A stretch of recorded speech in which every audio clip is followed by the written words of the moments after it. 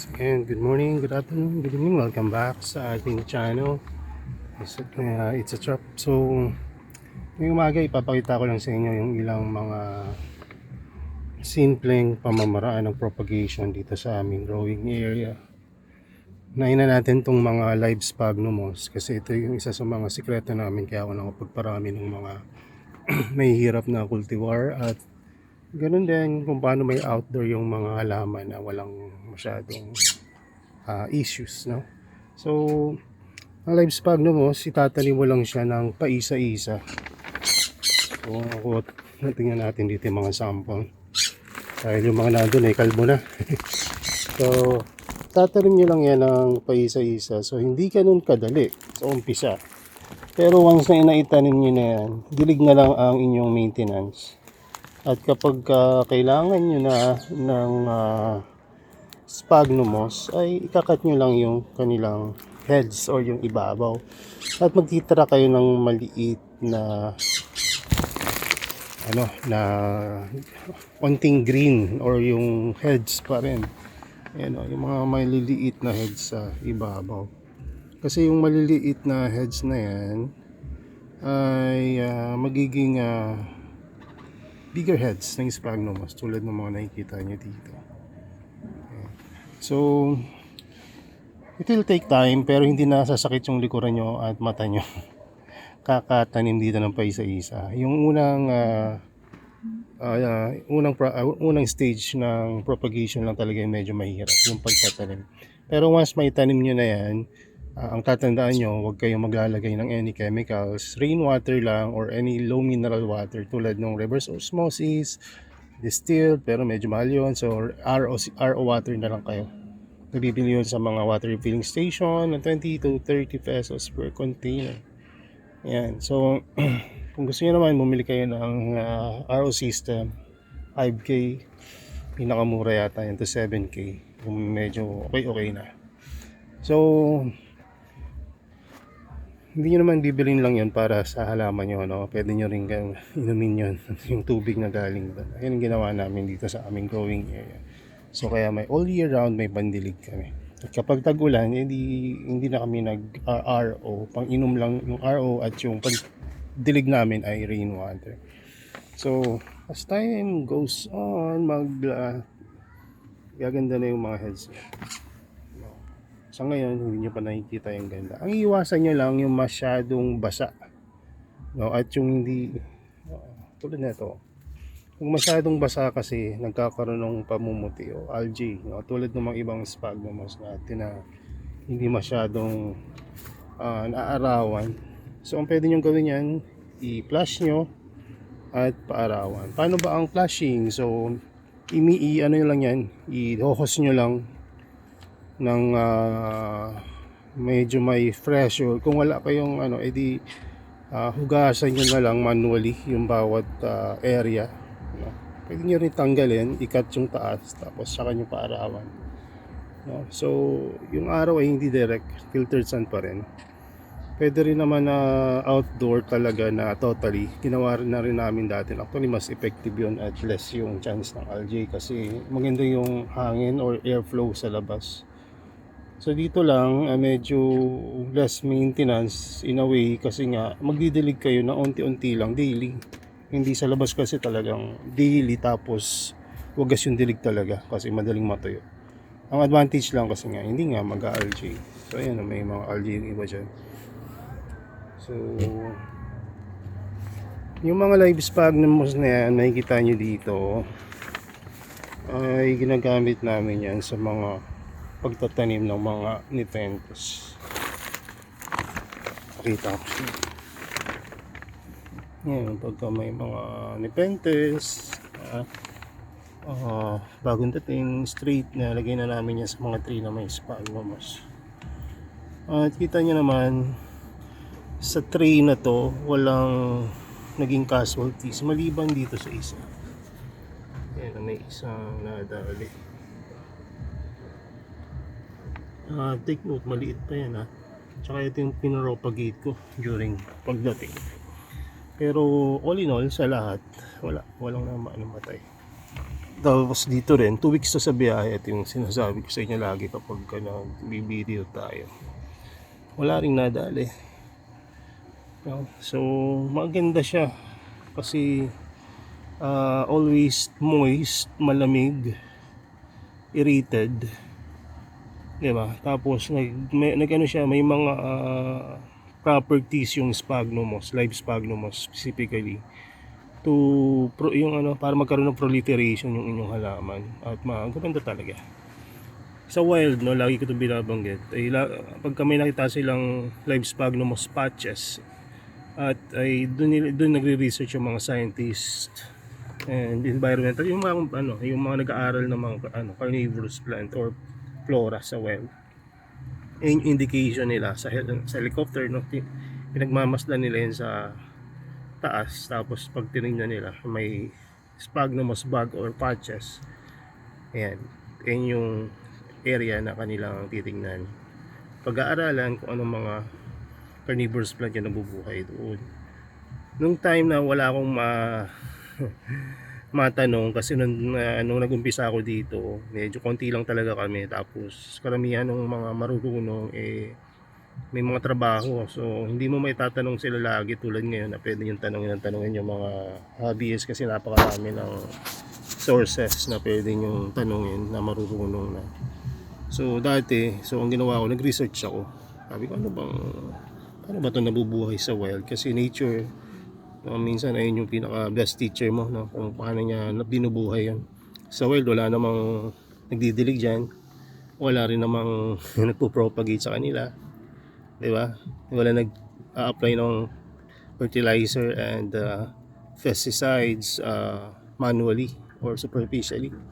So kung saan sila nakakahuli sa wild. So nag-aralan ko. So sabi ko, ayun pala, ayun yung tinitignan nila, live sphagnum moss. At may nabalitaan ako ng mga nag-aalaga ng live sphagnum, nagbebenta ng sphagnum moss. Pwede kayang buhayin namin yun. So hindi rin namin alam kung paano itatanim to. Nung nag-research ako, yung iba ginugupit, binubudbod. At one time may napanood akong short video sa pagtatanim nun, I think about terrarium. Kung tinatanim niya isa-isa yung head ng moss, yun, nabubuhay. Sabi ko, hindi ko to gawin sa outdoor kasi yung ginawa nun terrarium, indoor yung ginawa niya. Sabi ko, hindi ko try yun sa outdoor. So ginawa ko yun sa outdoor, and lo and behold, nabuhay namin sa awa ng Diyos. At actually sa outdoor mas malalaki yung heads at mas round yung shape ng mga heads ng sphagnum moss kasi nga arawan sila. Tapos masipag ka rin kami magdilig kasi kakaunti pa lang halaman. Ngayon kasi marami, so ang dilig namin ay talagang schedule na, once a day. At minsan hindi kami nagdidilig kapag maulan. So anyway, balik tayo sa sphagnum moss. So ang nung nabuhay namin sphagnum moss, tinry na namin mag-alaga uli ng mga carnivorous plant. By that time, hindi lang sila nabuhay kundi gumanda pa. Mas maganda sa inaasahan ng mga co-hobbies natin noong time na yun. Paano kami nakabuhay ng live sphagnum moss. At nung nire-register namin sa DNR yung propagation namin ng sphagnum moss, by that time, halos di sila makapaniwala na nabuhay namin ito dito sa Cavite. Kasi nga, nabubuhay ito sa highlands, sa Mountain Province. Tinanong kami, ayan, sinusupply namin sphagnum moss at eto, ganyan. Ito, nung time na yon ay meron akong sphagnum moss supplier na kinukuhaan na nag-culture siya dun mismo sa kanyang growing area. So, yun. At na-approve kami sa naging nursery by that time ng DNR. Kaya meron kaming papel. So, nung time na yun, nakaregister lahat ng halaman namin, pati strawberry, grapes, orchids na nasa baba na hindi naman namin mga binibenta yan. Hindi, carnivorous plant lang talaga kami. So ang pangalan na registered namin sa DNR ay Hungry Pots Carnivorous Plant Nursery. Ayun yung kauna-unahang page namin na nahack dati nung kalakasan ng carnivorous plant pre and post pandemic. Itong Pet Plants Philippines na mas marami ng followers, pero mas maraming organic followers sana ako nung time na yun sa may Hungry Pots. Kaya lang na-hack pati yung Facebook account ko na-hack. Anyway, Ah, okay rin naman dahil hindi naman kami sumuko nung nahack yun, kundi nagpatuloy kami at yan, maraming naghanap kasi nga nung time na yun konti pa lang talaga yung nagbebenta ng mga carnivorous plant. So kaya dun sa mga nagpapaturo sa akin sa paano ba nila bubuhayin, kasi may mga ibang nabili sa akin na talagang struggle talaga sila, almost isang taon na mahigit sila na nag-aalaga, tapos hindi pa rin nila makuha-kuha yung timpla. And may isa pa nga, halos siguro kalahating milyon na mahigit siya nagagastos, hindi pa rin siya nagiging successful. At ang gusto kasi niya, yun, naka indoor. Sabi ko, ba't hindi mo i-try yung outdoor? So, preference daw talaga niya ay indoor. So, anyway, kanya-kanya tayong preference, and need to respect kung ano yung mga gusto niya. I think magiging successful rin siya in time, kasi wala namang imposible sa isang tao na nagsusumikap na matuto.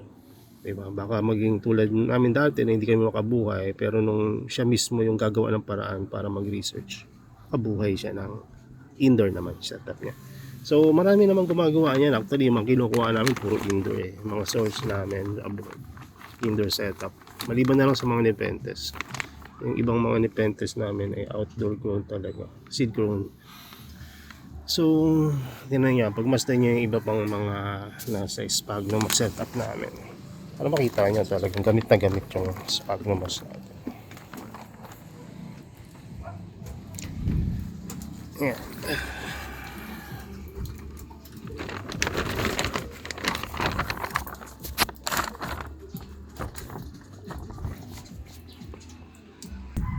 So ito, di ba, may mga sphagnum moss na nakasabit.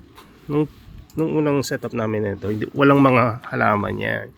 So tinry muna namin kung mabubuhay sphagnum moss sa area na buhay. Naglagay kami ng halaman sa ilalim para hindi masyadong maarawan, mainitan, nabuhay. So nung dumami yung mga nepenthes, at parir na ng parir yung mga kinukulik natin na iba, so dito na natin nilagay sa taas at buhay pa rin hanggang yung mga tinanim natin.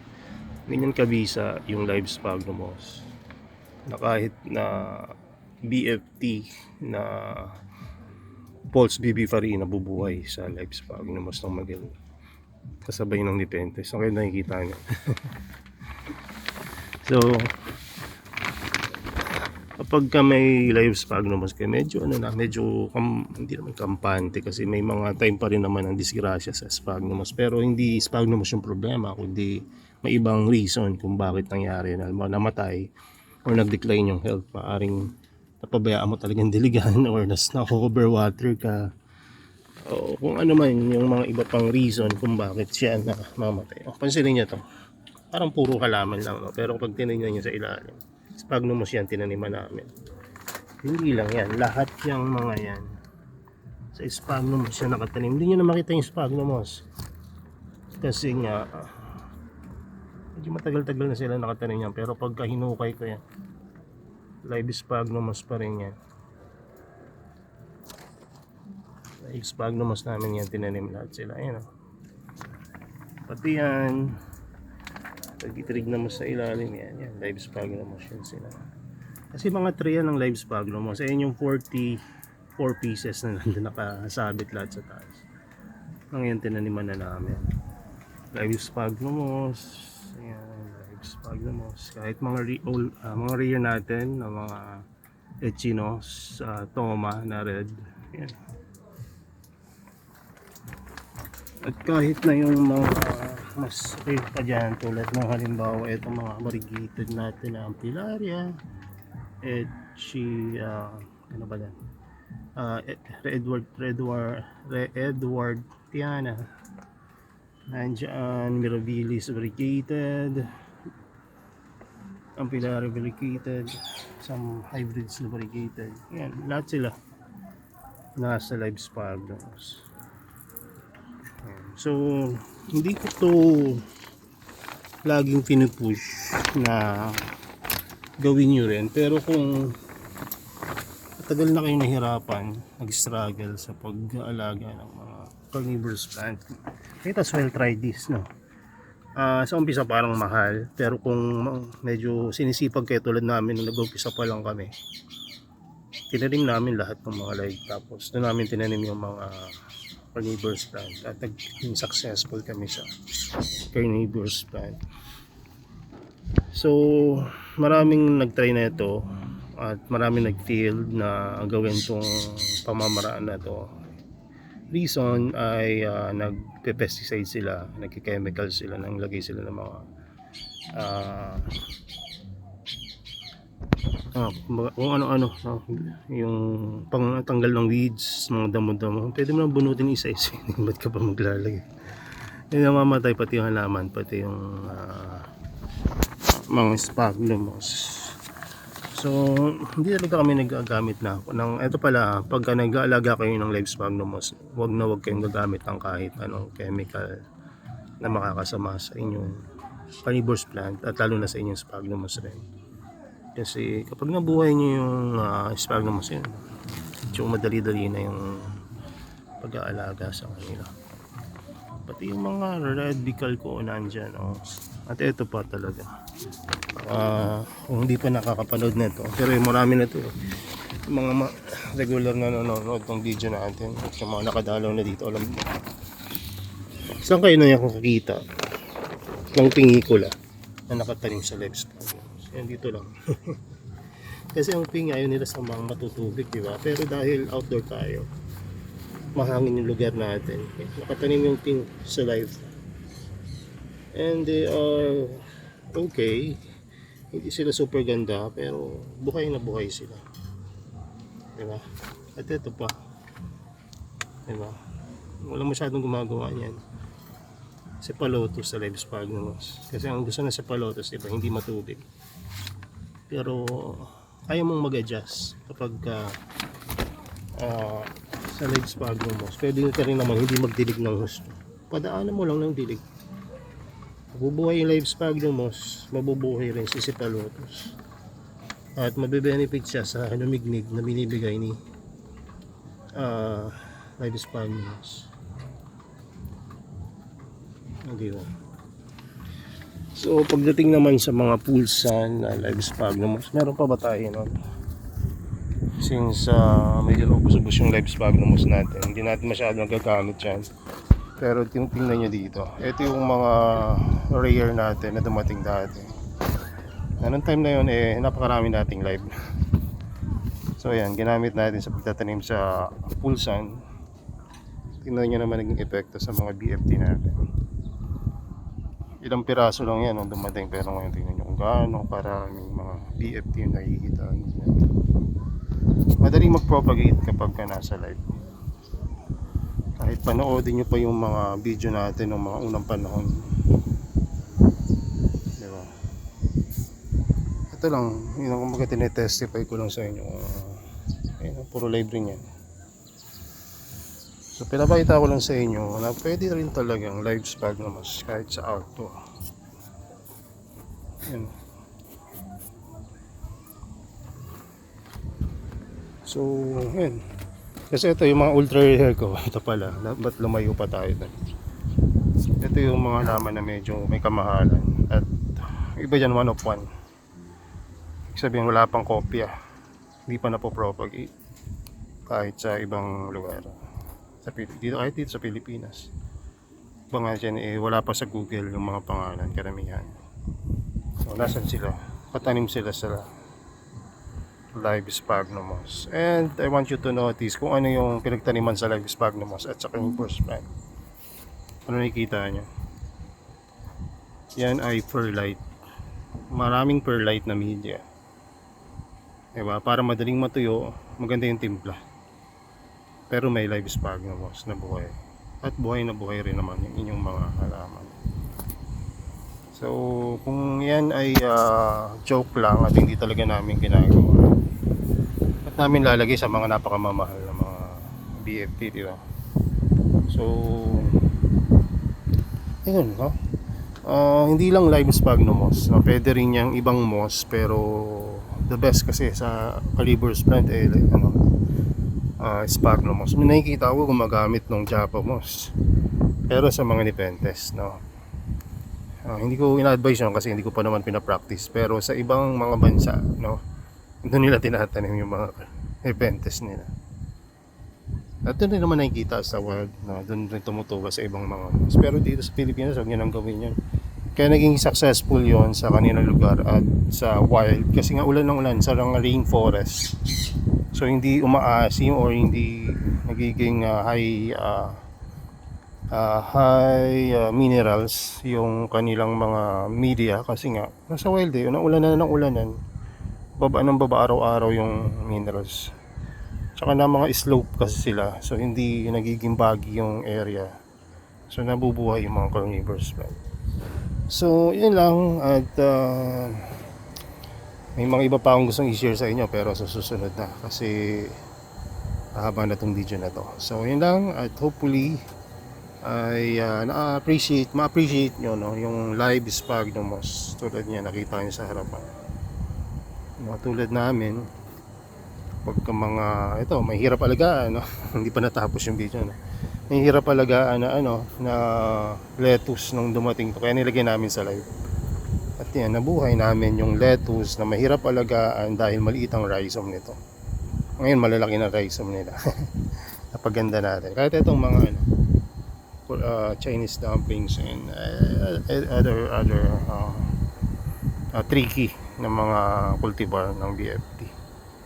So syempre hinahaluan, inuunahan natin yan ng prayer talaga. Hindi mawawala yan sa lahat ng gagawin natin sa buong araw before pa tayo bumangon sa higaan. Kasama na yan sa ating pinagdadasal kasama ng mga tropa natin na dumadaan din sa mga struggle tulad natin dati. So yun lang, God bless and bye bye.